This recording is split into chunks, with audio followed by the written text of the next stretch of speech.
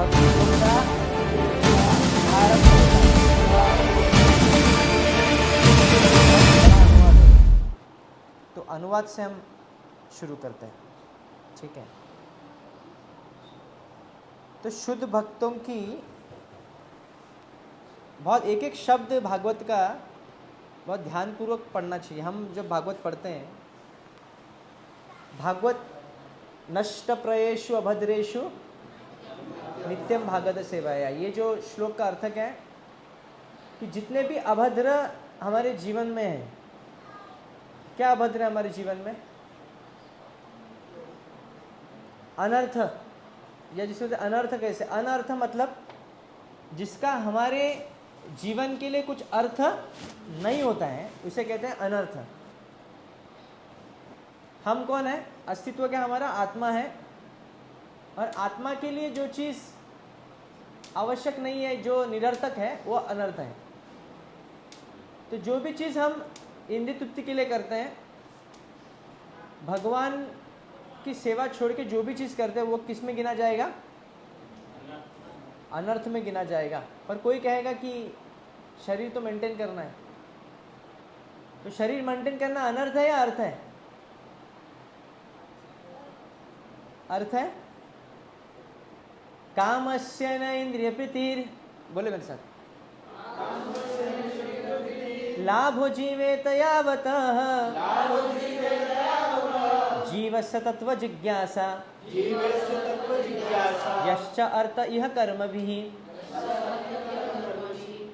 तो श्रीमद् भागवत में भी कहते हैं, अगर कोई कहेगा कि ठीक है शरीर भी नश्वर है, शरीर तो भौतिक है, तो उसको क्यों मेंटेन करना है? पर भागवत क्या कहता है? कोई इसमें प्रॉब्लम नहीं है मेंटेन करने में, मेंटेन किया जा सकता है। शरीर को मेंटेन करना पड़ेगा, शरीर रहेगा तभी हम भक्ति कर सकते हैं। कामस्य न इंद्रिय प्रीति, पर शरीर की इंद्रिय तृप्ति के लिए शरीर को मेंटेन नहीं करना चाहिए। जैसे आजकल के तथाकथित लोग जो योग करते हैं, योग साधना करते हैं, योगा का इंस्टीट्यूशन खोलते हैं, इंस्टीट्यूट खोलते हैं, क्लासेस खोलते हैं और इसमें योगा सिखाया जाता है। पर किसी को पूछेंगे आप योगा क्लास क्यों ज्वाइन किया है, तो क्या बोलेंगे? हाँ, शरीर मेंटेन करने के लिए योगा कर रहे हैं ना। और क्या रीज़न बोलते हैं? योगा क्यों कर रहे हैं? बीमारी से दूर रहने के लिए, हाँ, आरोग्य रखने के लिए। और क्या है? मन शांति, मन शांति, घर में शांति है फिर भी मन शांति करना। और दूसरों के दिखाने के लिए ट्रेंड है, सब लोग योगा कर रहे हैं, मैं भी योगा करके। कोई कोई होता है ना, जैसे यंग लड़के लोगों में एक जन अगर जिम ज्वाइन करेगा तो उसके साथ साथ और भी 4-5 मैं भी आऊँगा, तो मैं भी आऊँगा, मैं भी आऊँगा, जो मैं भी आऊँगा, पर कोई टिकता नहीं है उसमें। तो अलग अलग कारण हम जो सुनते हैं वो सभी कारण क्या है? भौतिक कारण होते हैं। हालांकि योग का अर्थ क्या है? कौन कह सकता है योग का अर्थ क्या है? हाँ, भगवान से जुड़ना, योग और वियोग। हाँ, पत्रिकामध्ये मराठी म्हणतात ना योग आला है, लग्नाचा योग आहे, या दोनोंचा योग जुळतो है, या दोनों का योग जुड़ रहा है। तो उसका विरुद्धार्थी क्या है? वियोग है। तो वियोग का अर्थ है दूर होना, विरह की अनुभूति होना। और उसका विरुद्धार्थी, वियोग का विरुद्धार्थी क्या हो गया फिर? योग, यानी पास आना या जुड़ना। तो भगवान से निकट जाने के लिए कहते हैं योग। तपस्वीभ्योऽधिको योगी ज्ञानो भूपि मतोऽधिकः कर्मिभ्यश्चाधिको योगी तस्माद् योगी भव अर्जुन। भगवान 6वें अध्याय में, योगी नाम पे सर्वेशन कौन सा? 6वें अध्याय का श्लोक है ना। 6वें अध्याय में भगवान बोलते हैं उसके सेकंड लास्ट श्लोक में, तपस्वी भ्योधिको योगी, सभी तपस्वियों में से श्रेष्ठ वो है जो योगी है। बहुत सारे लोग तपस्या करते हैं, ट्रेन में तपस्या करते हैं। ट्रेन में भी जैसे कोई नया व्यक्ति अगर ट्रेन में जाएगा तो वो तो पागल हो जाएगा देख के, मतलब क्या चल रहा है। ऐसे कभी अगर भीड़ भाड़ में है, कोई नया व्यक्ति है, कभी ज़्यादा ट्रैवल नहीं किया, वो जब देखेगा ट्रेन का ट्रैवल जो सुबह का 9 to 11 वर्किंग आवर क्या है सुबह का 9 to 11 ना, पीक आवर्स। 9 to 10 में देखेगा थाना स्टेशन में या दादर स्टेशन में कैसे लोग चढ़ रहे हैं, तो लगेगा मानो अंदर कुछ खजाना रखा है कि लोग उसको लेने की जा रहे हैं, इसलिए बहुत भीड़ में अंदर घुस रहे हैं। और जब बाहर निकलते तो अनाउंस क्या होता है कि जो यात्री जो पहले निकलने वाले छूटने वाले उनको पहले उतरने दीजिए। पर ट्रेन इधर रूल क्या है, रूल अलग है, पर फॉलो क्या होता है कि जिसको चढ़ना है इसको पहले चढ़ने दो, नहीं तो फिर तुम मार खाओगे, नहीं तो इसलिए पहले उनको चढ़ने दिया जाता है। फिर वो चढ़ते ऐसे, उतरते ऐसे कि मानो अंदर बॉम्ब फिट किया है, चढ़ते ऐसे कि मानो खजाना है। तो इतना स्ट्रगल करते हैं, ये भी तपस्या है कि नहीं तपस्या है? तपस्या है। पर शिष्य भगवान क्या बोलते हैं, नाहम देह देह भाजाम नलोके कष्टान कामान अर्हते विडुभुजाम ये तपो दिव्यम पुत्र का ये न सत्वम शुद्धे दयस्मात् ब्रह्म सौख्यम। तपस्या किसके लिए है? दिव्य गति प्राप्त करने के लिए होती है, तपस्या भौतिक चीजों के लिए नहीं है। इसलिए भगवान कहते हैं तपस्वियों में से श्रेष्ठ कौन है? कौन श्रेष्ठ है? अभी तो बोला तपस्वी भ्योधिको योगी, योगी श्रेष्ठ है। ज्ञानो भीपि मतोधिका, और ज्ञानियों में भी श्रेष्ठ कौन है? योगी श्रेष्ठ है। भगवान क्या बोलते हैं, बहुनाम जन्मनाम अन्ते ज्ञानवान माम प्रपद्यन्ते वासुदेवं सर्वमिति स महात्मा सुदुर्लभ। उत्तम प्रभु आया, मुझे लगा कि मतलब कोई चोरी बीरी करके देखो है, जैसे देखा है ना, क्लास ही हो रहा है, क्लास ही हो रहा है। आशीष प्रभु इधर आ जाए।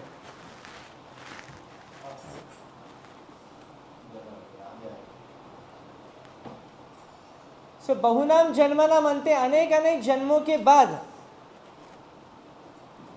ज्ञानी लोग जो हैं वो भगवान को प्राप्त कर सकते हैं। देखिए ज्ञानी लोग भी मतलब कौन है? कौन ज्ञानी किसे बोलते हैं? जो व्यक्ति अपने अस्तित्व को जानना चाहता है पर वो कोई गुरु शायद स्वीकारना नहीं चाहता या संप्रदाय से जुड़ना नहीं चाहता है, वो क्या करता है, अपने आप शास्त्रों का अध्ययन करता है, अपने आप बुक खरीदेगा, वो बुक को पढ़ेगा, फिर बुक पढ़ के अपने आप में सुधारने की कोशिश करेगा। तो इनको क्या कहते हैं? ये ज्ञानी लोग हैं। इसमें प्रॉब्लम क्या होता है, जिस प्रकार एक बंदर होता है, बंदर के बच्चा जो होता है वो माँ को पकड़ता है, बंदर माँ को पकड़ बच्चे को पकड़ते है। बंदर का बच्चा उसकी पीठ को कस के पकड़ा होता है। अगर जोर जोर से जब कूदा मारते हैं, अगर ठीक से बच्चा पकड़ेगा नहीं तो क्या हो जाएगा, वो छूट जाएगा, गिरता है, कभी कभी बच्चा मर भी जाता है उसमें। पर उसके विपरीत एक बिल्ली का बछड़ा है, वो क्या होता है, बिल्ली बच्चा तो माँ को पकड़ ही नहीं पाता है, बिल्ली क्या करती है, अपने दांतों से पकड़ के सुरक्षित जगह पे लेके जाएगी जहाँ पे वहाँ पे उसे खतरा नहीं है। दोनों भी प्रेम कर रहे हैं, दोनों भी माँ अपने बच्चों पे प्रेम कर रहे हैं। ज़्यादा रिस्क किसको उठाना पड़ रहा है? पर बंदर को या बिल्ली को? नहीं, रिस्क मतलब बच्चे को, बछड़े को कौन से रिस्क उठाना पड़ रहा है? बंदर के बछड़े को ज़्यादा रिस्क है, क्योंकि पकड़ेगा नहीं तो बराबर। ये प्रॉब्लम है योगी जो ज्ञानियों का। ज्ञानी लोग अपने बल के ऊपर प्रयास करने चाहते हैं, भगवान को समझना। जैसे कोई कुछ कहते हैं ना, मैं अपने हिसाब से पढ़ूंगा, मुझे कुछ मंदिर आने की ज़रूरत नहीं। मंदिर आने की क्या ज़रूरत है, हम घर में पढ़ेंगे, शास्त्र को पढ़ेंगे, इससे जानेंगे, घर में हम लोग भगवान की पूजा करते हैं। तो ये ज्ञानियों में मिलता है। पर भगवान क्या बोल रहे हैं, बहुनाम जन्मनाम अन्ते। ऐसे ज्ञानियों का प्रॉब्लम क्या है, वो बहुत जन्मों के बाद ये जानेंगे, ज्ञानवान माम प्रपद्यन्ते, फिर मुझे शरण आ जाएंगे। वासुदेवम सर्वमिति स महात्मा सुदुर्लभ। ऐसा फिर वो ऐसे महात्मा बनेंगे जो बहुत ही दुर्लभ है। तो महात्मा मतलब हमको हमारे पास बहुत सारे महात्मा, जैसे अभी तथाकथित महात्मा गांधी जी को भी महात्मा बोलते हैं। तो प्रभुपाद जी कहते हैं वो असली महात्मा नहीं है। क्यों? क्योंकि उन्होंने वेशभूषा तो तपस्वी के जैसे धारण की थी, पर उनका उद्देश्य क्या था? क्या उद्देश्य था? स्वतंत्र या एक पॉलिटिकल मोटो था, राजनीति का एक मोटिव लेके वो एक तपस्वी के वेशभूषा को धारण करके फिर वो भजन का वो फेमस भजन है ना, रघुपति राघव राजा राम पतित पावन सीताराम। तो रघुपति आशाराम कौन बोला? पतित पावन आशाराम।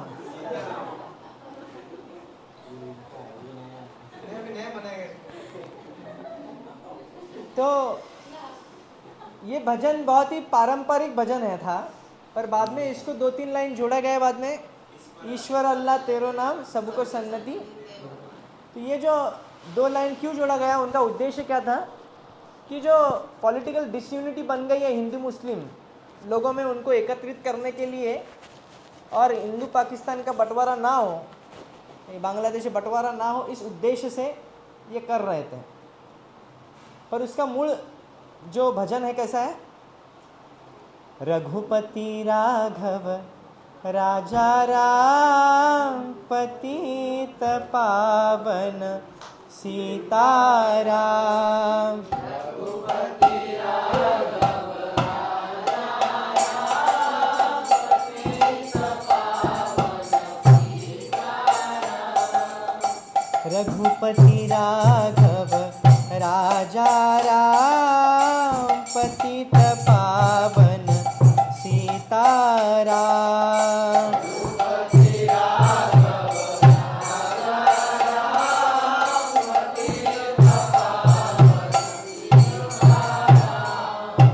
सुंदर विग्रह मेघश्याम गंगा तुलसी शालग्राम। सुंदर विग्रह मेघश्याम गंगा तुलसी शालग्राम।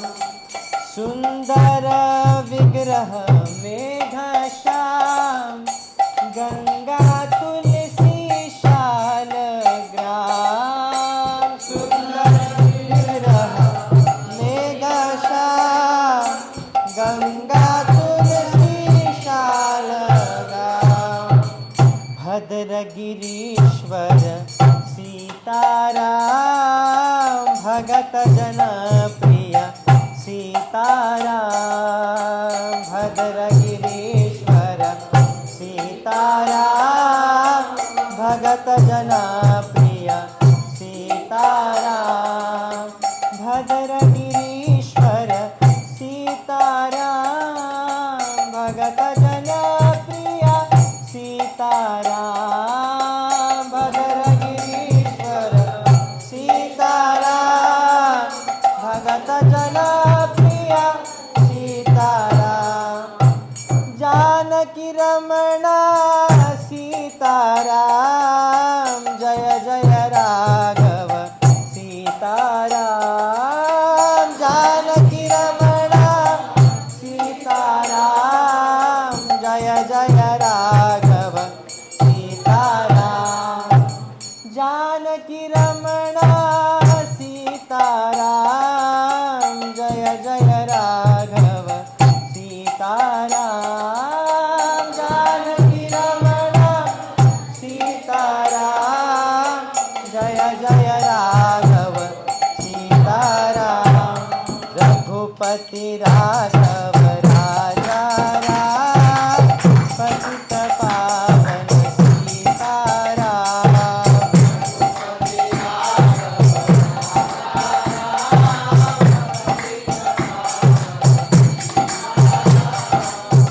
सीताराम सीताराम सीताराम जय सीताराम।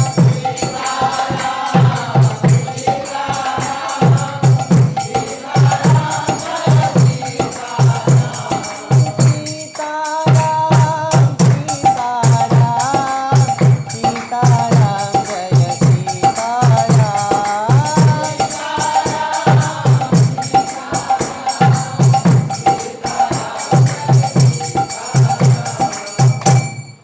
ये सुना था ओरिजिनल ट्रैक? किसने सुना था अभी तक यहाँ पे? कितने लोगों ने सुना था ओरिजिनल ये?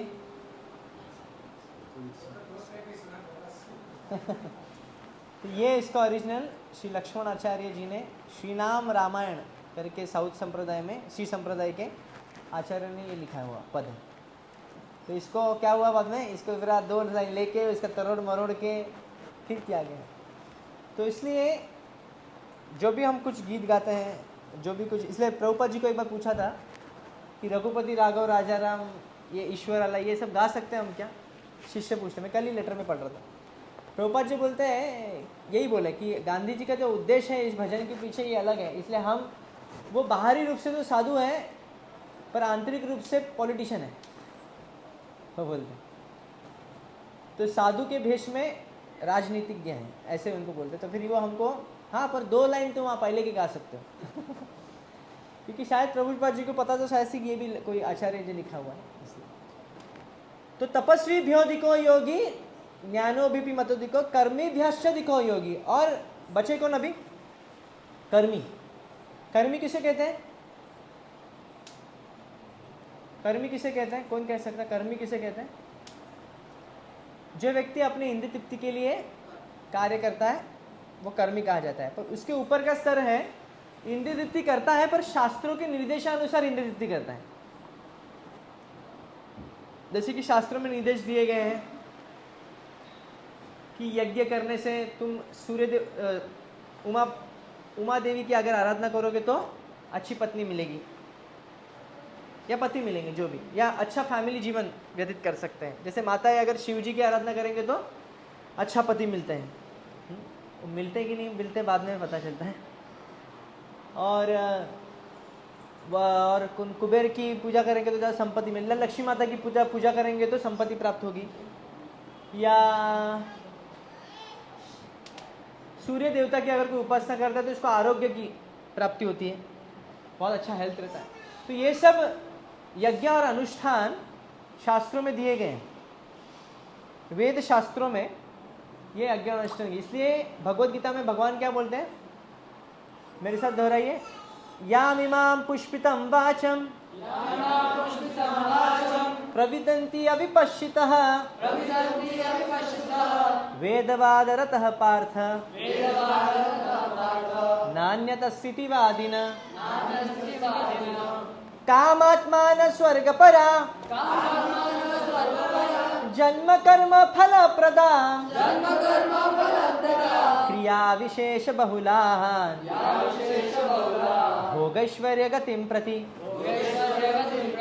तो वैदिक शास्त्र की अलंकारित भाषा से आकर्षित होके जो कुछ लोग हैं वो क्या कर देते हैं, वो समझते हैं हाँ यज्ञ करना, भौतिक सुख की प्राप्ति करना, देवताओं की उपासना करना, कुछ भौतिक ऐश्वर्य प्राप्ति के लिए, यही जीवन का लक्ष्य है। कामात्मान स्वर्ग परा, स्वर्ग प्राप्ति की कामना करना, ये उनका उद्देश्य होता है। जैसे कि इस्लाम धर्म में भी आप देखेंगे, कोई बोले आतंकवादी को अगर पूछेंगे कि आप क्यों आतंक मचा रहे हो, तो क्या बोलेंगे वो, हम क्यों कर रहे हैं, किसके लिए कर रहे हैं? स्वर्ग नहीं, जिहाद के लिए। तो जिहाद क्या होता है उनके हिसाब से? जिहाद यानी जिहाद करने, इसके लिए भगवान के लिए युद्ध करना, धर्म के लिए, रक्षा के लिए युद्ध करना। पर किसी को पूछेंगे अब युद्ध करने के क्या होगा, तो क्या बोलेंगे वो, जन्नत प्राप्ति होगी। जन्नत यानी मतलब जन्नत की मन्नत रखते हो, जन्नत यानी हेवन, स्वर्ग। तो बोलेंगे जन्नत में क्या आ गए, उनको क्या पता जन्नत क्या है। अगर किसी ने पूछा, एक बार 2 व्यक्ति थे और इसमें से एक जो व्यक्ति था ना बहुत पीता था, बहुत दारू, इतनी दारू पीता था, मतलब थोड़ा सा समय मिलेगा ना, जैसे हमको कहते कि थोड़ा सा समय मिलेगा तो भागवत पढ़िए, थोड़ा सा भी समय मिलता तो हम हरि नाम जब में माला में हाथ डालते, वैसे वो थोड़ा सा भी समय मिलता तो क्या करता था,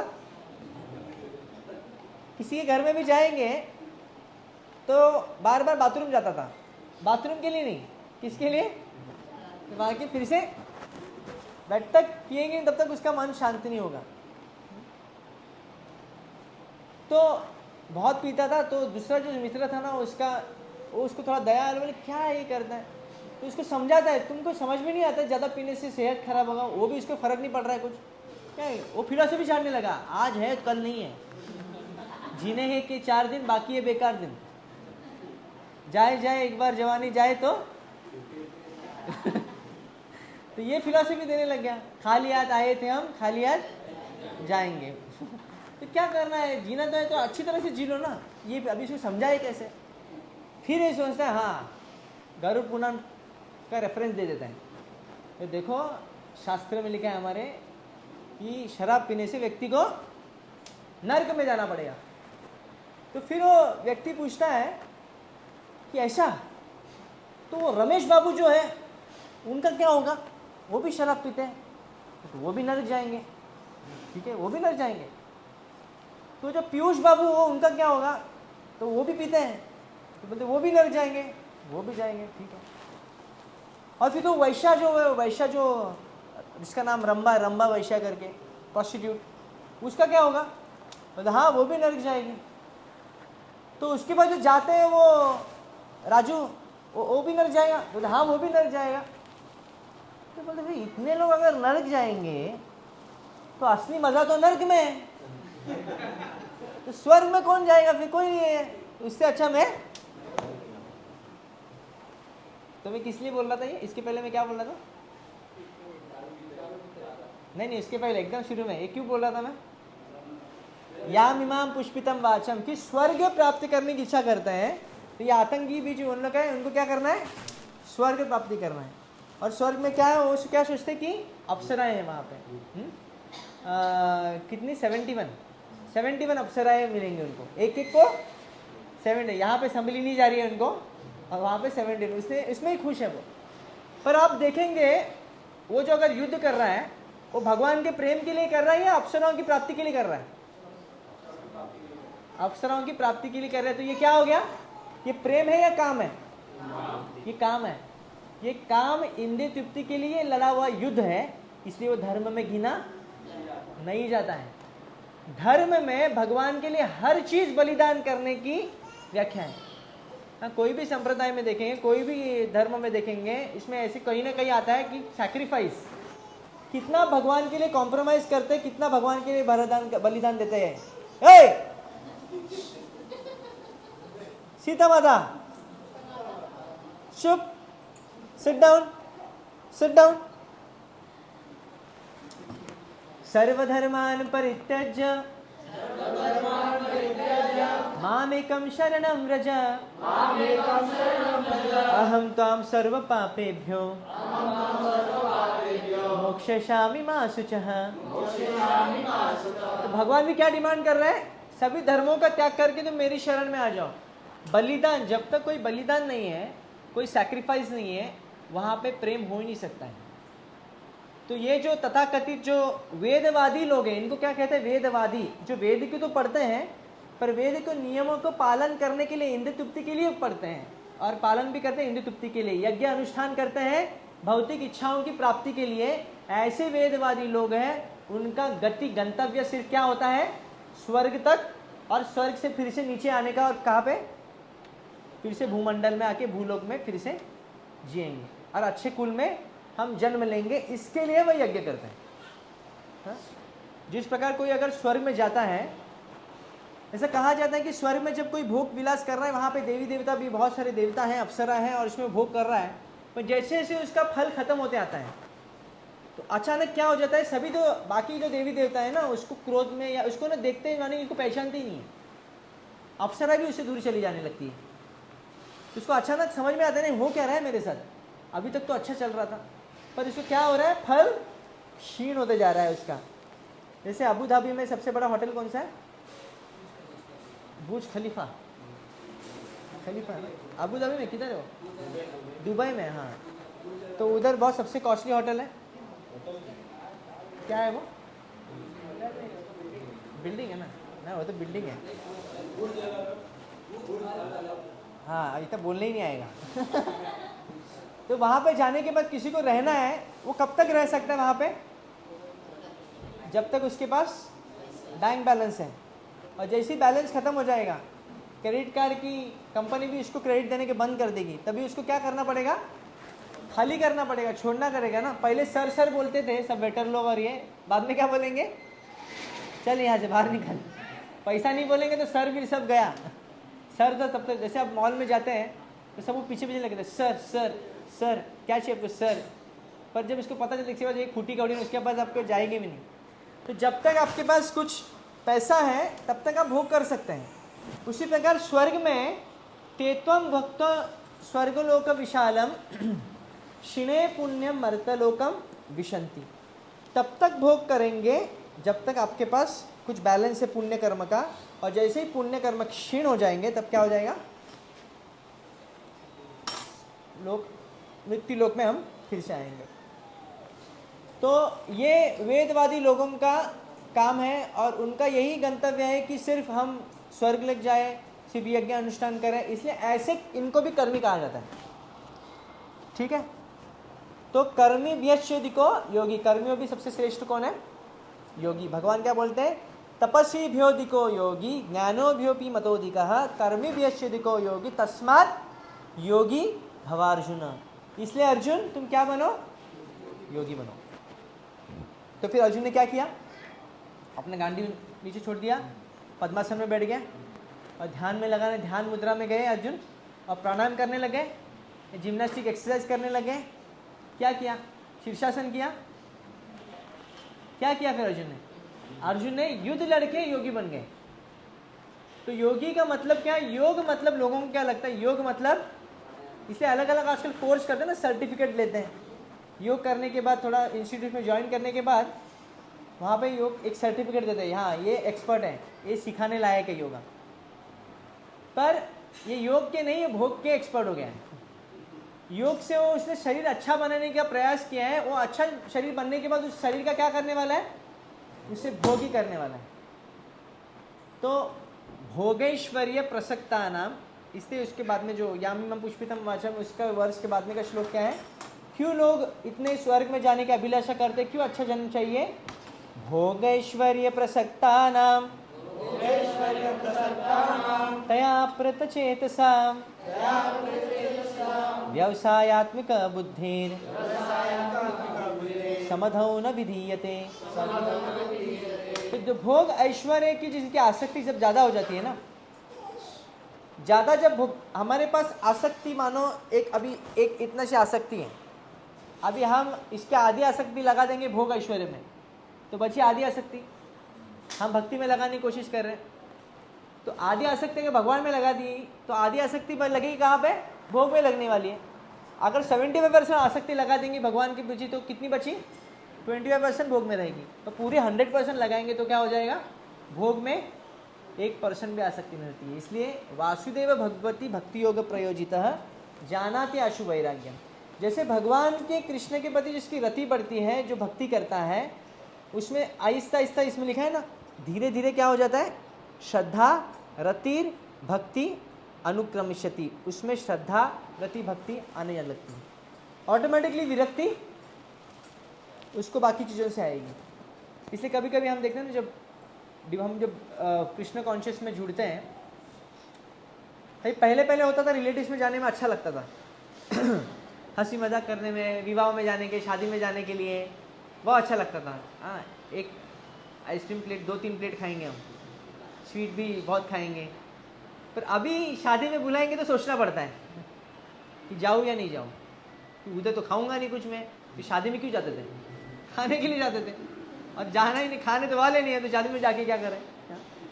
तो फिर कोई रिलेटिव भी बुलाते हैं, घर पे आओ ना, बहुत दिन हुआ आए नहीं, फिर भी सोचना पड़ता है हमको, क्योंकि उनकी चर्चा क्या हो जाती है, फिर भौतिक चर्चा होती है, क्या खाया क्या पिया, अरे उसने ऐसा किया, उसने ऐसा किया, उसकी ऐसी प्रॉपर्टी थी, उसकी, यही चर्चा होता है। हमको उसमें रस धीरे धीरे क्या होने लगता है, कम होने लगता है।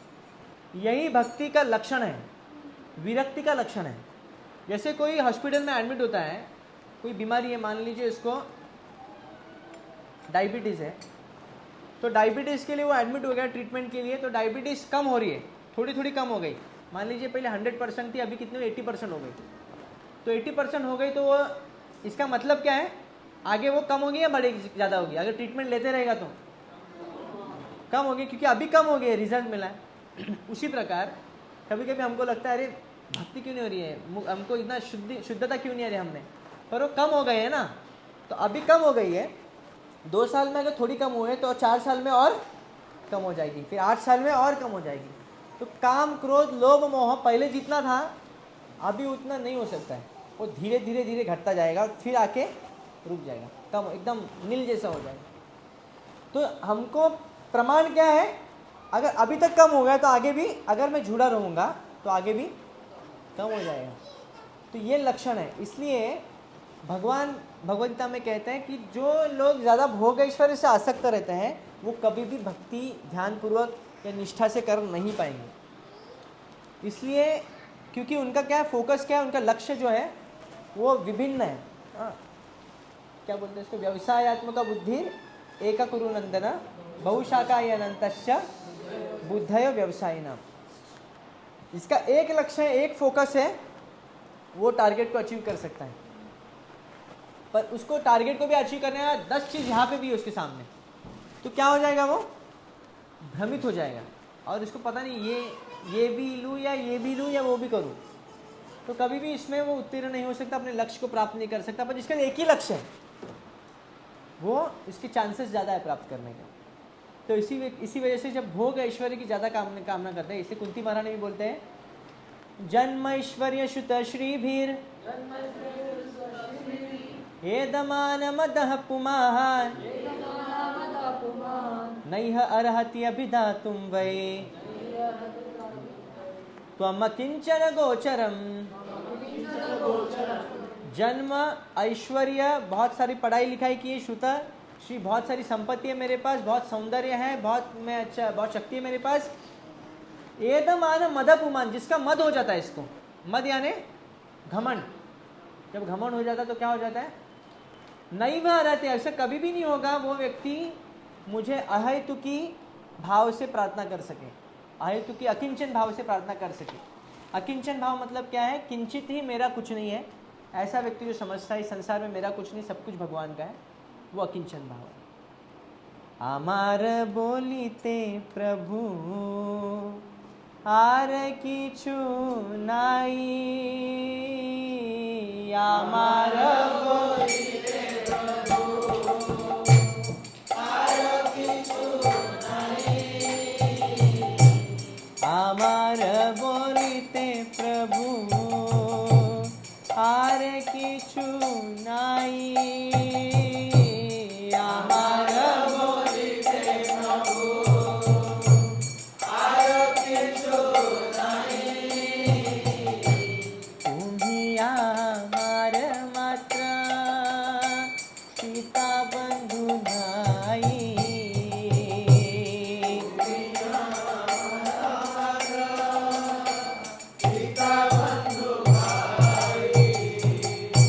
बंधु दारा सुता सुता तव दासी दास,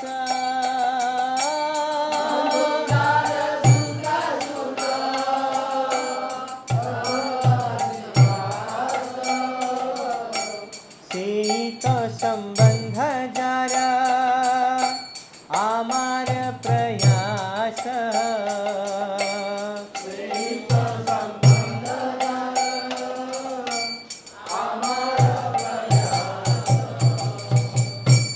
धन जन गृहदार तोमार बलिया,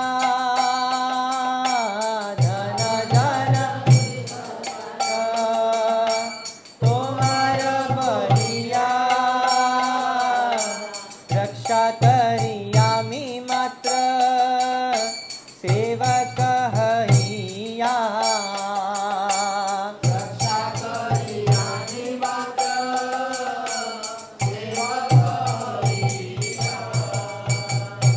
तोमार कार्य आमी ऊपर जीवधना,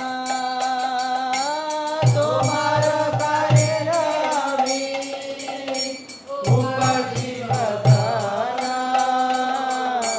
तोमार कार्य तोमार संसारे आमी विषय प्रहरी। नहीं अलग है, अलग है, क्या है, नहीं अलग है, पद अलग है। तुम्हारा कार्य आमी ऊपर चिप धना करीब बहना, ऐसा कुछ तो है आगे।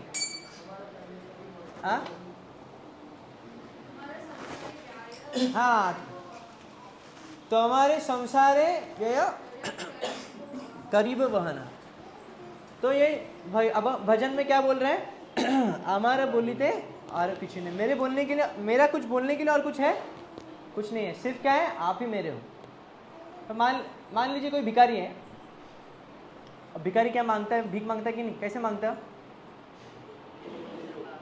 दे दे, देना देना, फिर हो, अगर आप सुनेंगे ना फिर आपके पास फिर से आएगा देना, फिर बाद में फिर से आपका टी शर्ट या जो शर्ट है या साड़ी का पल्लू है माता जी का तो वो खींचेगा, या कभी कांच में गाड़ी के अंदर ठोक टकाएगा। अब मान लीजिए भिखारी पैसा मांग रहा है पर साथ में उसके पास 10,000 की गड्डी भी है और ऐसा तो कर रहा है, देना यहाँ पे सोने का चैन भी है, 3-4 सोने का चैन है, अंगूठियाँ हैं हाथ में, बोले देना, भगवान के नाम में देना। कैसा लगेगा हमको? देंगे? हाँ, हम क्या बोलेंगे, भाई मुझे ही दो मुझे ही कम पड़ रहा है, इतना से तुम्हारा मुझे ही दो। तो हमारी हालत क्या है, हम भी ऐसे ही बोलते हैं, देना भगवान, कृपा देना। पर हम क्या करते हैं, हमारा आसक्ति किसमें? पैसा और धन। भीख वही मांग सकता है जिसमें कुछ नहीं है ना। जो भिखारी समझता है मेरे पास पैसा नहीं है, देखिए भिखारी में पैसा है, आपसे भी ज्यादा होगा इसकी इंश्योरेंस, इसकी प्रॉपर्टी, इसका फ्लैट। वो जो इधर सिग्नल पे मांगने वाले, जो जूहू सर्कल पे मांगने वाले भिखारी का है ना, जूहू में ही फ्लैट है क्योंकि जूहू में ही फ्लैट होता है, इधर गोरेगांव में, जोगेश्वरी में। पर आपके सामने जो वेशभूषा धारण करके आते हैं, ऐसे करके धारण करके आते हैं, बल्कि ये रोड पे सोने वाला व्यक्ति है कि नहीं? पर बाद में एक जन बोलता है कि अरे इसने रेंट पे दिया है अपना घर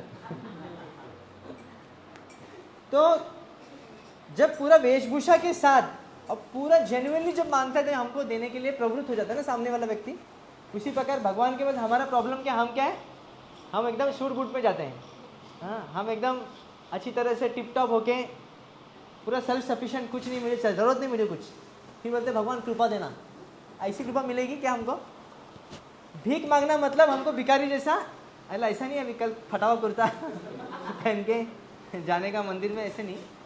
पर इसमें भाव क्या है, बहुत ही अकिंचन भाव है, मतलब मेरा कुछ है ही नहीं, मेरा आपके अलावा कुछ है ही नहीं संसार में। इस भाव से कह रहे हैं हमारा बोलीते हर कुछ नहीं, तुम्ही हमारा मात्र पिता बंधु भाई। ये मेरे जो अभी के पिता है, बंधु है, भाई है, नाम मात्र है।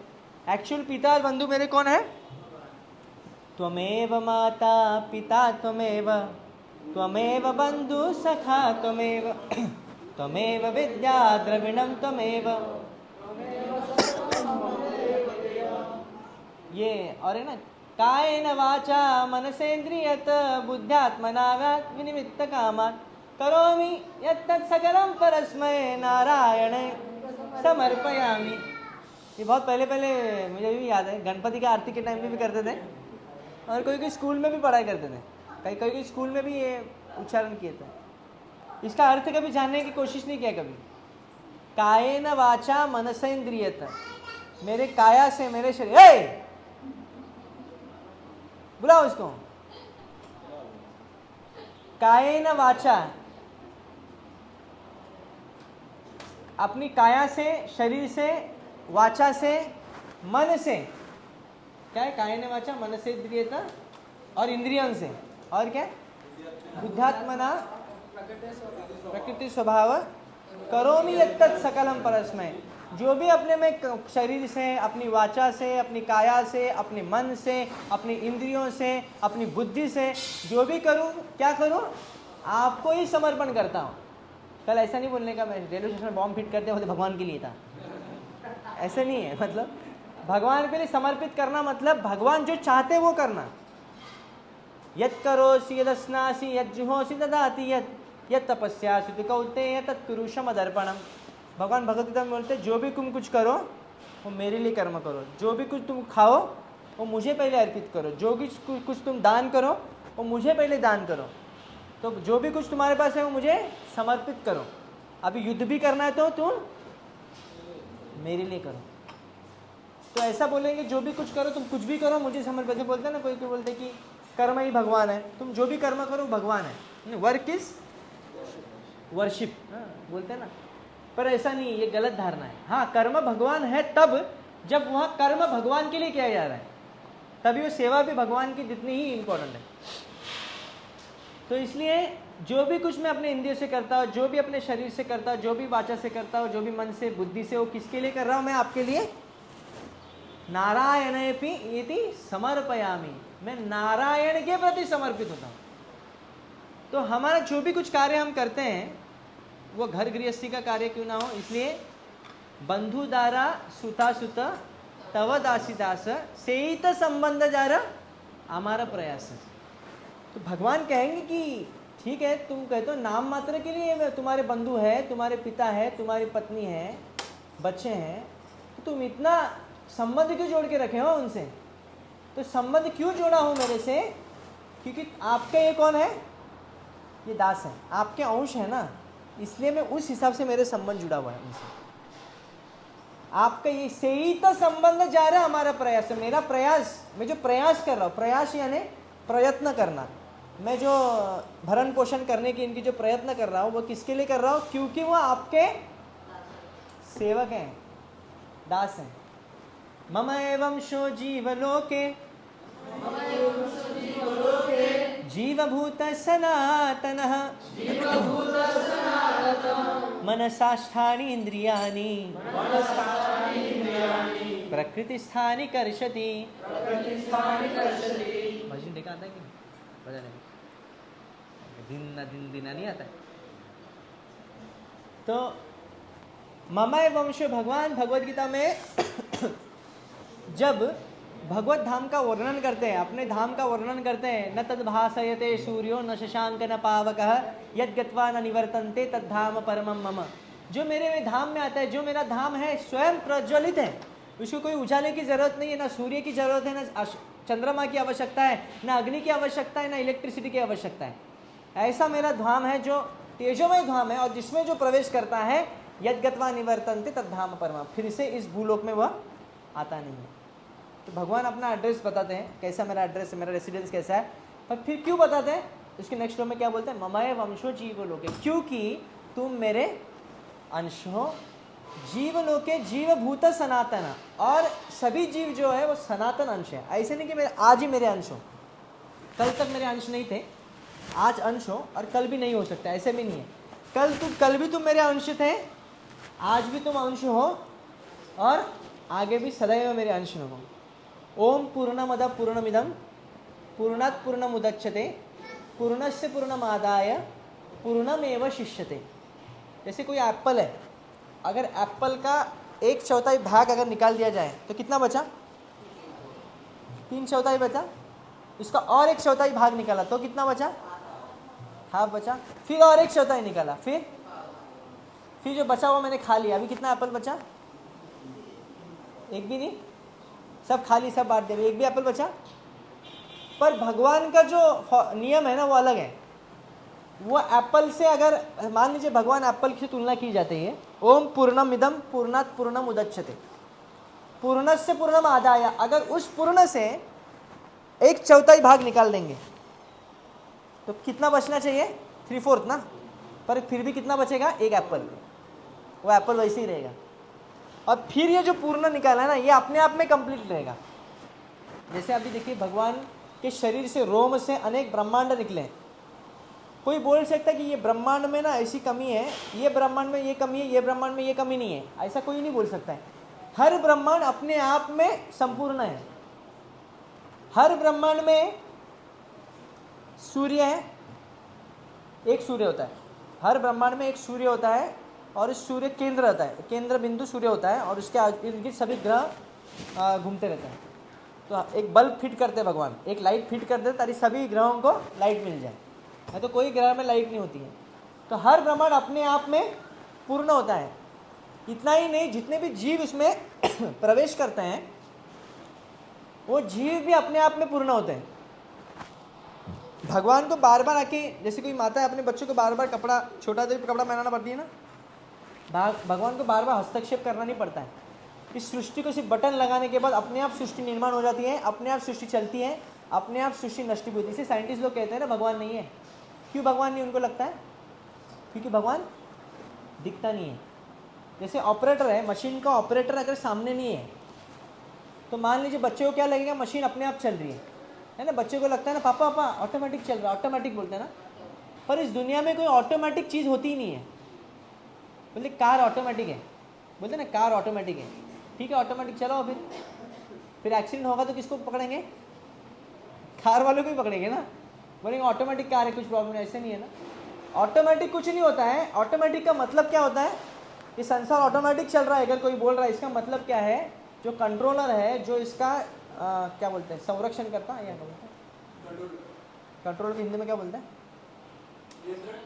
नियंत्रण करता। हाँ, जो नियंत्रण करने वाला जो है वो दिखाई नहीं दे रहा है, इसलिए लग रहा है हमको कि वो नहीं है। जैसे कोई रिमोट से गाड़ी चलाता है, मैं दीवार के पीछे पर गाड़ी चल रहा है, मैं रिमोट से चला रहा हूँ, पर गाड़ी सामने क्या लग रही है? ऑटोमेटिक चल रही है, पर रिमोट का कंट्रोल किसके पास है? उसी प्रकार भगवान की अनुपस्थिति नहीं दिख रही है, इसका मतलब अनुपस्थिति है ऐसा, इसका मतलब नहीं कि भगवान नहीं है, भगवान कार्य कर रहे हैं। तो इसलिए जो भी पूर्ण चीज़ है, जो भी उसमें से निकलता है वो पूर्ण अपने आप में रहता है। और भगवान से इतने सारे पूर्ण जीव निकलने के बावजूद, इतने पूर्ण ब्रह्मांड निकलने के बाद भगवान फिर भी क्या है? संपूर्ण है। भगवान ने जो 16,000 रूप लिए, मान लीजिए 2-3 रूप ले लिए जब, तो ऐसा हुआ कि भगवान का एक हाथ नहीं हुआ, फिर एक हाथ नहीं हुआ, इधर एक पैर नहीं हुआ, नहीं, भगवान वैसे ही सब जगह सब गोपियों के साथ है। भगवान अपने आप में पूर्ण है। इसलिए ममाय वंशो जीवलोक है, वो सनातन आत्मा जीव भी क्या है? अपने आप में पूर्ण है, पर जब तक वो भगवान से जुड़ा रहता है।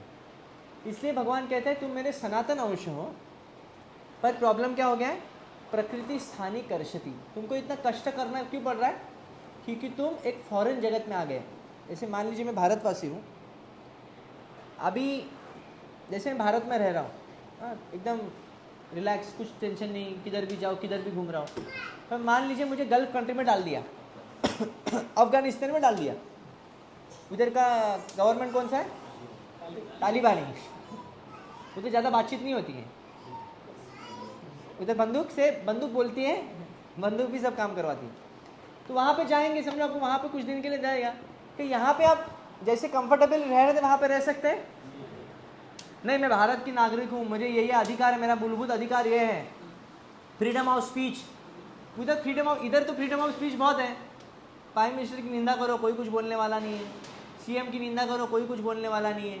कारगिल में जो सोल्जर्स हैं उनकी भी निंदा करो, कोई कुछ बोलने वाला नहीं है। हिंदू धर्म की भी निंदा करो, कोई कुछ बोलने वाला नहीं है। पर वहाँ पे अगर जाएंगे और फिर उनके धर्म की अगर निंदा करेंगे, उनके गवर्नमेंट की निंदा करेंगे, तो क्या करेंगे? आपको रिटर्न टिकट नहीं मिलेगी, आप वहीं पे ही दफना दिए जाएंगे।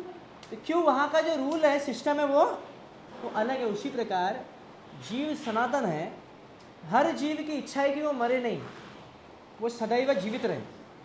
हर जीव की इच्छा है कि कभी बुढ़ापा नहीं आए। हर जीव की इच्छा है कि वो सदैव सुखी रहे। हर जीव की वो इच्छा है कि वो सदैव प्रेम प्राप्त करे या प्रेम करे, पर ये संभव नहीं हो पा रहा है इस जगत में, इसलिए वह दुखी हो रहा है। इसलिए प्रकृति स्थानी कर्ष, क्योंकि वह कहाँ पे आ गया है? तालिबानी जगह पे, जहाँ पे उसका कोई मानने वाला नहीं है। वो अगर कोई अच्छा करने जाएगा उसको दुखी मिलने वाला है। जितना व्यक्ति ज़्यादा प्रयास करता है दुख मिटाने के लिए, जितना दुख का मिटाने के लिए प्रयास करना शुरू करता है ना, उतनी ही ज़्यादा दुख आने लगते हैं व्यक्ति को। जब तक प्रयास नहीं करता था तब तक दुख कम आने लगते हैं। ऐसी उदाहरण किसको पता है? कौन उदाहरण दे सकता है?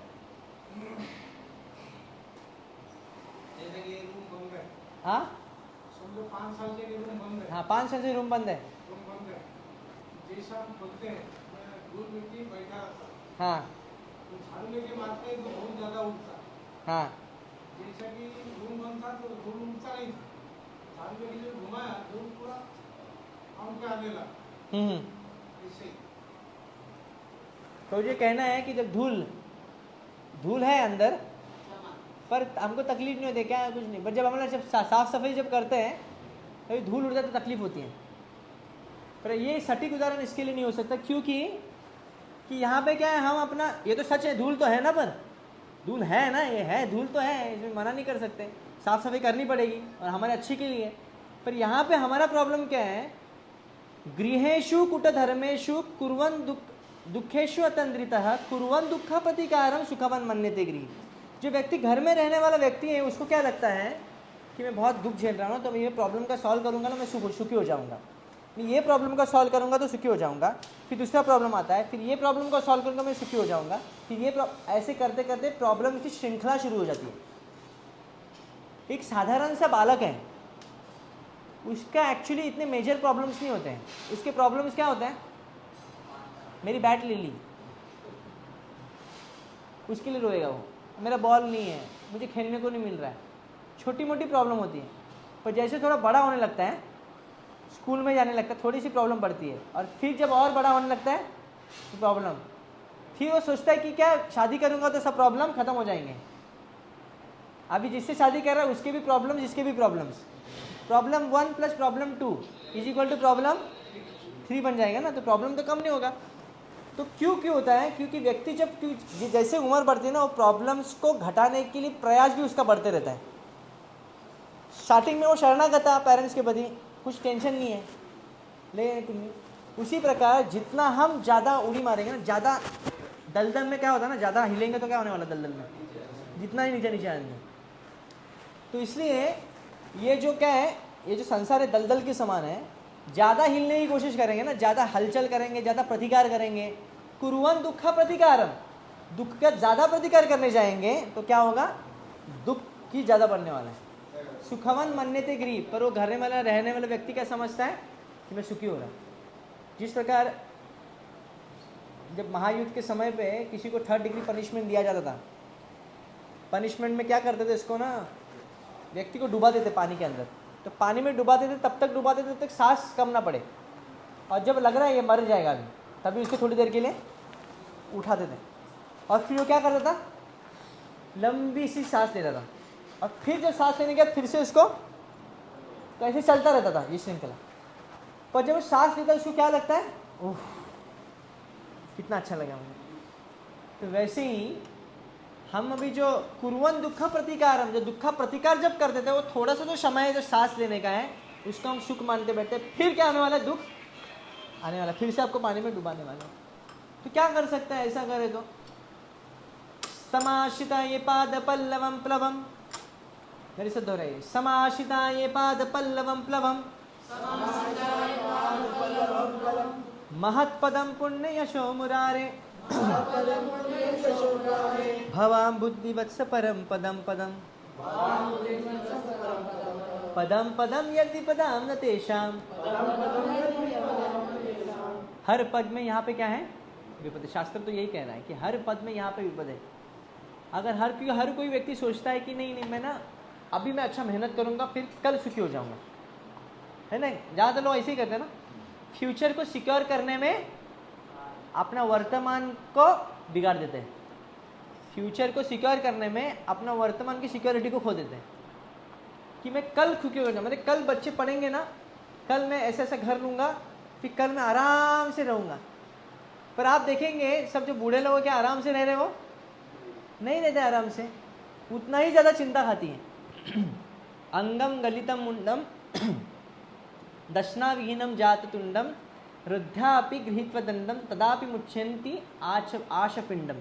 शंकराचार्य कहते हैं कि जब अंग गलने लगता है, जब सिर पे बाल झड़ जाते हैं, अभी भी अच्छे बाल लगते हैं हमको, हम काला करते हैं, पर एक दिन क्या हो जाएगा, वो झड़ जाएंगे।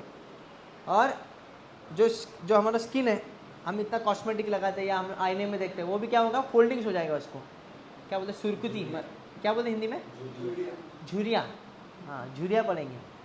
फिर अंगम गलितम पिंडम दशना विहीनम, फिर दांत है हमारे एक एक करके ढीले हो जाएंगे, सड़ जाएंगे। कितना भी रूट कैनल करो, वो कैनल बन जाएगा अंदर, पर रूट नहीं मिलेगा बाद में दांत का। तो रूट कैनल करो, कैप बिठाओ, कितना करेंगे आप, करके बाद में एक दिन वो भी खत्म हो जाएगा। दशना जातुंडम तदापि न मुच्छन्ति, फिर भी वो बूढ़ा व्यक्ति मुच्छन्ति, वो छोड़ नहीं रहा है। क्या? आशा पिंडम, आशा का जो पिंड बना के रखा है ना, उसको छोड़ रहा नहीं। वो पिंड बनाते जा रहा है, बनाते जा रहा है, बनाते जा रहा है। फिर बना के एक क्या बोलते हैं वो, मधुमक्खी का क्या छत्ता बना देता है। फिर दूसरा व्यक्ति उसको आके लेके जाता है, फिर मधुमक्खी ऐसी कुछ नहीं मिलता है उनको। तो वैसे ही पूरा साल भर दिन रात मेहनत करता है, फिर कुछ नहीं मिलता है। एक बार सिकंदर पता है ना, सिकंदर राजा था। वो बहुत हर देश को कॉन्कर करते करते, हर देश पे राज करते करते भारत में आ गया था। तो भारत में आ गया तो भारत में उसको समझा कि ये क्या चल रहा है, मतलब इधर तो बहुत सुखी लोग लगते हैं, कुछ प्रॉब्लम लग रही नहीं उनको। फिर एक जैसे ही जाते जाते देखा तो एक साधु रेस्ट कर रहा है। साधु का काम क्या, मतलब थोड़ा रेस्ट करेगा ही दोपहर के समय में। दोपहर के समय में साधु लोग ही रेस्ट कर सकते हैं और कुछ माताएं को अगर चांस मिला तो कर सकते, जो हाउस वाइफ है, नहीं तो बाकी कोई कर नहीं पाता। तो रेस्ट कर रहा है, तो इसको बहुत चिढ़ आ गई। सिकंदर है, बहुत सारे लोगों को कॉन्कर करके आए, राजा बन के आए, तो उसको उठाता है, हे उठ। तो उठ जाता है। बोले क्या हो गया, तो तुमको समझ में नहीं आता मैं कौन हूँ यहाँ पे? बोले कौन हो? मैं एक राजा हूँ, सिकंदर हूँ। तो क्या हो गया? सिकंदर तो क्या हो गया? मुकद्दर का सिकंदर क्या हो गया? तो बोल रहे कि नहीं, यहाँ पे जो भी मैं कहूँगा वही होना चाहिए और सभी लोग यहाँ पे काम करना चाहिए। तुम क्यों वहाँ पे सोए हो? तो मैं क्या करूँ? तो देखो मुझे भारत पे विजय प्राप्त करना है, पूरा भारत राष्ट्र को मेरे कब्जे में करना है। बोले उससे क्या करोगे? मैं भारत राज्य पे रोम का झंडा फहराने वाला हूँ, उससे क्या हो जाएगा? और विस्तार होगा मेरा राज्य। और फिर उसके बाद तुम क्या करोगे?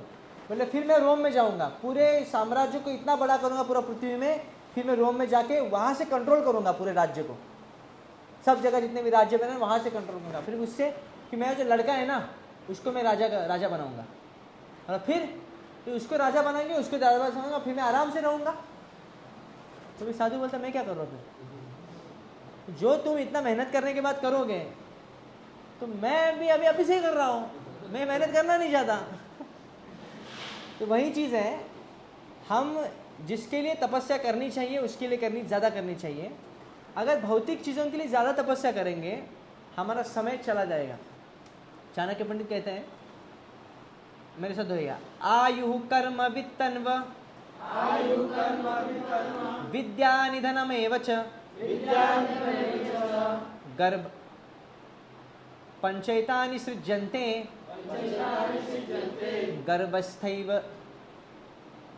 गर्भस्ततैव तेहिनः। 5 चीज़ चाणक्य पंडित बोलते हैं, 5 चीज़ पहले से तय होती है। जब जीव गर्भ के अंदर प्रवेश करता है, माँ के गर्भ में प्रवेश करता है, 5 चीज़ पहले से तय है। नंबर 1 आयु, हमारा लाइफ स्पैन। जब किसका जन्म होता है, जैसे कोई मैन्युफैक्चरिंग प्रोडक्ट, कोई प्रोडक्ट मैन्युफैक्चर होता है, उसके एक्सपायरी डेट भी उसकी लिखी रहती है ना, ऐसे हमारा भी एक्सपायरी डेट लिख के आ जाती है। एक्सपायरी डेट काउंट कैसे होती है हमारी? कितने सांस लेंगे हम, सांस कितने लेंगे, ये पहले से काउंट होता है।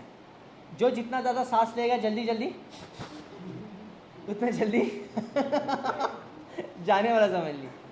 ये जो तो कार्डियो एक्सरसाइज ज़्यादा करते हैं ना, जो धातु ऐसे करते हैं कार्डियो एक्सरसाइज, वो तो जल्दी जाएंगे। और जो योगा करते हैं, कपाल भारती से, वो तो थोड़ी देर के लिए करते हैं, पर वो बहुत लंबा सांस खींचते, पर उससे इतना ये नहीं होता है। पर इंद्रिय तृप्ति जब ज़्यादा करते व्यक्ति, कोई ज़्यादा जब खाता है, कोई ज़्यादा जब कष्ट करता है, ज़्यादा इधर उधर भागते रहता है बार बार। कुत्ता देखे ना, कुत्ता बहुत फटाफट सांस लेता है, क्यों? कि बार बार इधर उधर भागते रहता है ना। तो ज़्यादा इधर उधर भागने वाले लोग, जो लोग ज़्यादा खाते हैं, ज़्यादा इंद्रिय तृप्ति करते हैं, इंद्रिय तृप्ति में ज़्यादा सांस खुलती है। तो कोई भी माध्यम की इंद्रिय तृप्ति हो जाए उसमें ज़्यादा सांस खुलती है। तो व्यक्ति की जितने ज़्यादा इंद्रिय तृप्ति में लगा रहेगा व्यक्ति, उतने ही ज़्यादा उसकी सांस कम और इसका लाइफ स्पैन कम हो जाएगा। कलयुग में आयु कितनी है? मैक्सिमम 100 साल है। पर हम क्यों नहीं जी पा रहे 100 साल? क्योंकि व्यक्ति इंद्रिय तृप्ति कार्य में ज़्यादा लगने की वजह से उसका 100 साल का जो स्पैन है वो कम होती जा रहा है। 100 साल दिया गया है, कलयुग में है, क्लियर है कि 100 साल व्यक्ति जी सकता है। पर मतलब स्टार्टिंग में, कलयुग का प्रारंभ ही चल रहा है ना, हम ज़्यादा दूर नहीं गए अब तक। कलयुग के प्रारंभ ही है 500 साल, 5,500 साल, 5,500 साल पूरे हो गए ना, 5,500 साल पूरे हो गए, तो ज़्यादा लंबा नहीं है। 4,32,000 में से 5,500 साल क्या होते हैं? कुछ नहीं है। तो हम लोग अभी तो पहला चरण भी, एक चौथाई भाग भी कलयुग को ख़त्म नहीं किए हैं, और आयु कितनी घट गई है अभी? 65 तक आ चुकी है, 60-65 तक। इसका मतलब क्या है? क्योंकि व्यक्ति ज़्यादा पाप करता है, ज़्यादा इंद्रिय में बढ़ता है, तभी ज़्यादा सांस खुलने की वजह से सांस कम, उसकी स्टॉक कम हो जाता है सांस का। तो जो व्यक्ति ज़्यादा प्राणायाम करते हैं, ज़्यादा हरि नाम का जप कर रहे हैं, हमारा मंत्र बहुत बड़ा मंत्र है, हरे कृष्णा कृष्ण कृष्ण हरे हरे, हरे राम इसको एक सांस में ले लेने का साथ में प्राणायाम भी हो जाएगा। प्राणायाम जैसे सांस लेते हैं। हम प्रभु एक लेक्चर में बोलते हैं, अरे मैं तो प्रैक्टिस करता हूँ 3-3, 4-4, 5-5 मंत्र एक सांस में। आप मत प्रैक्टिस कीजिए, नहीं तो बाद में कुछ प्रॉब्लम हो जाएगा, तो हम मेरे पास आएंगे। तो जो ज़्यादा योग करने से जो प्राणायाम लेते हैं वो अपने सांस को रुका देते हैं, है ना, कम से कम सांस लेते हैं। योगी लोग जो होते हैं ज़्यादा से ज़्यादा प्राणायाम करते हैं, उनसे उनका आयु बढ़ता है। ये कारण है इसका आयु बढ़ने का। आयु ऐसा नहीं कि उनका बढ़ जाता मतलब उनकी प्रारब्ध से बढ़ गया, नहीं, प्रारब्ध में उतनी ही सांस दिए गए हैं, पर ये सांस कम, ज़्यादा समय उसी की सांस चल रही है, इसलिए वो उसी प्रकार हम जितना इंद्रिय तृप्ति में कम रहेंगे, जितना ज़रूरत है उतना खाएंगे, बाहर का इधर का उधर का हेल्थ ठीक रखेंगे, ब्रह्मचर्य जो पालन करेंगे, उस व्यक्ति का आयु बढ़ता है। ये इसका आयु है। तो इसमें इसके पहले मैं क्या बोल रहा था, 5 चीज़। आयु निर्धारित है, कितने सांस लेंगे निर्धारित है। आयु, कर्म और क्या, आयु कर्म नित्यन्व विद्या निधन में वचन। आयु कर्म, कर्म यानी हम क्या काम करने वाले हैं, हमारे प्रवृत्ति अनुसार, हमारे पिछले कर्मों के अनुसार इस जन्म में हम क्या कार्य करेंगे। इसलिए आप देखेंगे भागवतम में जब प्राचीन परीक्षित महाराज का जन्म होता है, उसमें सब ब्राह्मण जो है ना, उनकी ज्योतिष का कुंडली पढ़ते हैं और उसे बताया आगे जाके ये परीक्षित महाराज क्या करने वाला है, क्या करेगा, फिर उसको कली से युद्ध करेगा, फिर उसको तक्षक का सांप डसने के लिए आ सकता है, उससे मृत्यु होगा, उसको श्राप दिया जाएगा, उसको सुखदेव गोस्वामी भागवत, ये सब पहले से प्रेडिक्टेड है होता है। मतलब क्या कर्म होगा किससे, क्योंकि अपने पहले के कर्मों के अनुसार।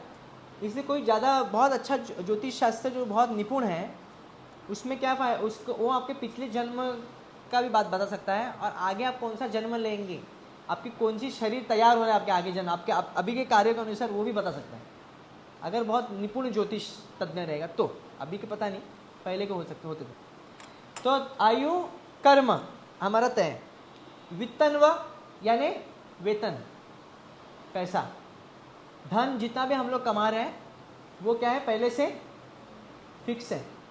जैसे कोई जन्म लेता है उसका धन भी फिक्स हो जाता है। तो कोई कहेगा नहीं हम लोग जितना प्रयास करेंगे उतना कमाएंगे ना, कोई अगर ज़्यादा मेहनत करेगा तो वो करोड़ भी कमा सकता है, और कोई कम मेहनत करेगा वही लाख रुपए ही कमाएगा सिर्फ।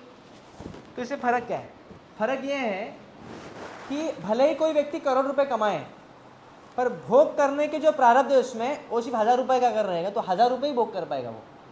बाकी सब कौन भोग करेंगे, उसके बाकी लोग, रिलेटिव्स लोग। या उसका रोग जब आएगा, उसको जब हॉस्पिटल में लिया जाएगा, तभी वो सब काम आते हैं, तभी वो पैसा ऐसे ही जाता है।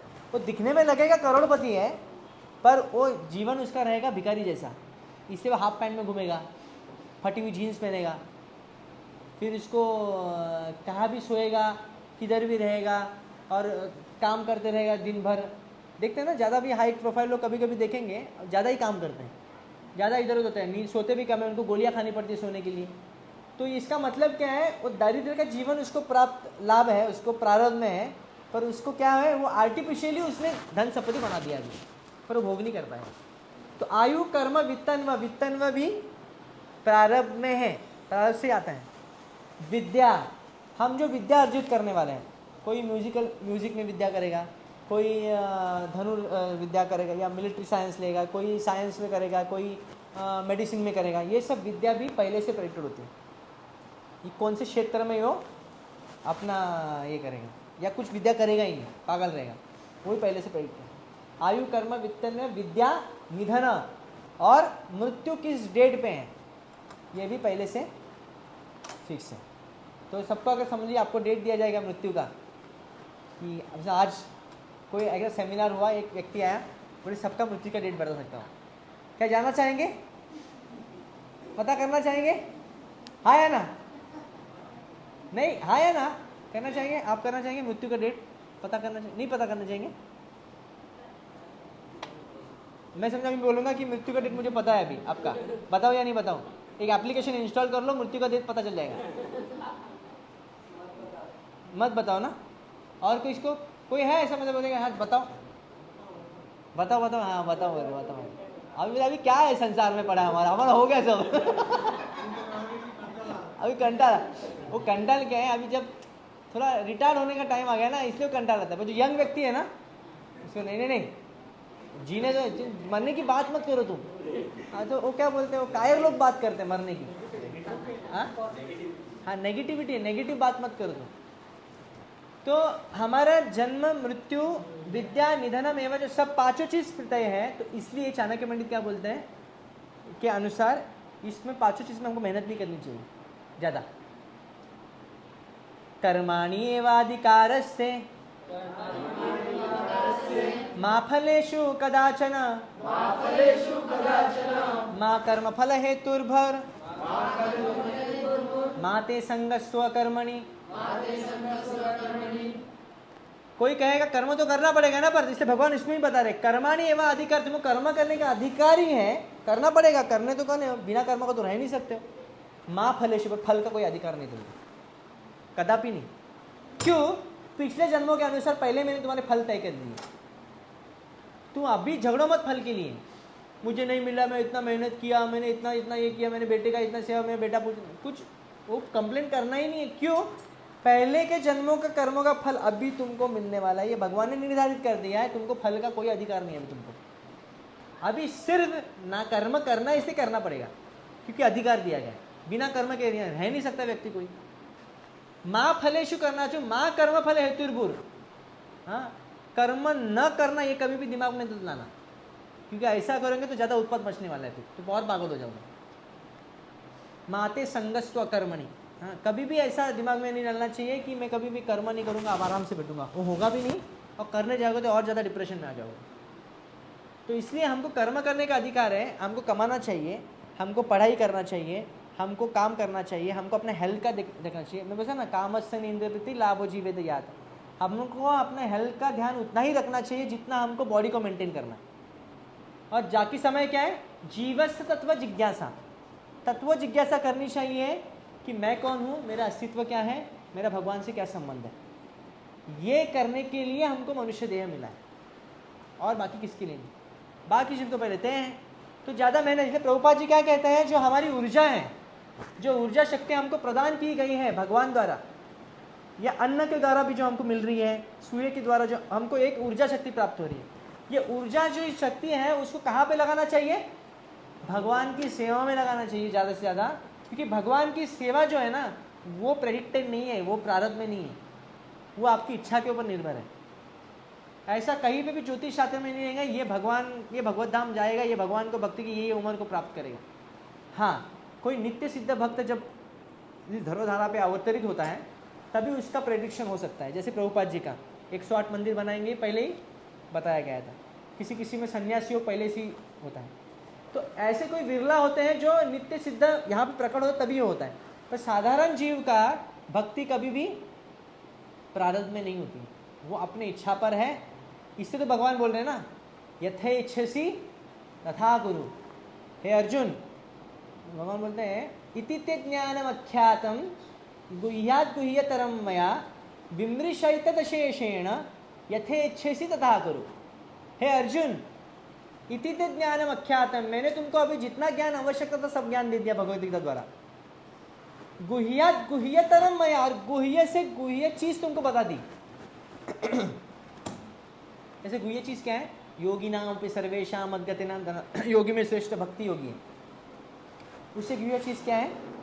मन मना भव मद भक्तो मद्याजी माम नमः। उससे भी गुह्य चीज क्या है? सर्वधर्मान परित्यज्य मां। तो गुह्य से गुह्य, गुह्यतर, गुह्यतम, सबसे गुह्य चीज भी बता दी है। विमृशैतदशेषेण, अभी तुम मंथन करो, अभी तुम विचार करो। हाँ, हम भी तुमको मैं छोड़ रहा हूँ, तुमको जो करना है करो, तुम विचार करो। यथे इच्छसि तथा करो, तुम्हारी जो इच्छा है अभी तुम कर सकते हो। अभी मैं तुमको बोलूंगा नहीं युद्ध करो या मत करो। तो भगवान भी क्या करता है, सबको, सभी जीवों को स्वतंत्र देते हैं कि स्वतंत्रता देंगे तो भी स्वाभाविक प्रेम आता है। तो इसलिए हमको भी एक दिया गया, हमको क्या करना है, हमारी ऊर्जा शक्ति जो है वो भगवान की सेवा में लगानी है, या अपने इंद्र तृप्ति में या परिवार की तृप्ति में लगानी है, जो कि पहले से तय है कितना भोग करने वाले। क्या करना चाहिए? सोने के लिए, भगवान की सेवा करने के लिए हमको ऊर्जा शक्ति लगाना चाहिए, जिससे क्या होगा, जो भगवान के गुण हैं संगात संजायते काम, जो भगवान के गुण है वही गुण हम में भी आ जाएंगे। भगवान का शरीर कैसे है? सच्चिदानंद स्वरूप है, वही सच्चिदानंद स्वरूप हम भी प्राप्त करेंगे और भगवत धाम जाएंगे। तो आज का जो श्लोक था मैं पूरा उसमें ट्रांसलेशन में भी जा नहीं पाया, तो श्लोक एक कंठस्थ कर रही है उसको, श्लोक को, सताम प्रसंगा मम वीर्य संविदो, उसको डिस्कस हम लोग अगले इसमें कर देंगे। श्री चैतन्य महाप्रभु की, शिल प्रभुपाद की। कोई प्रश्न है तो पूछ सकते हैं। हरे कृष्ण।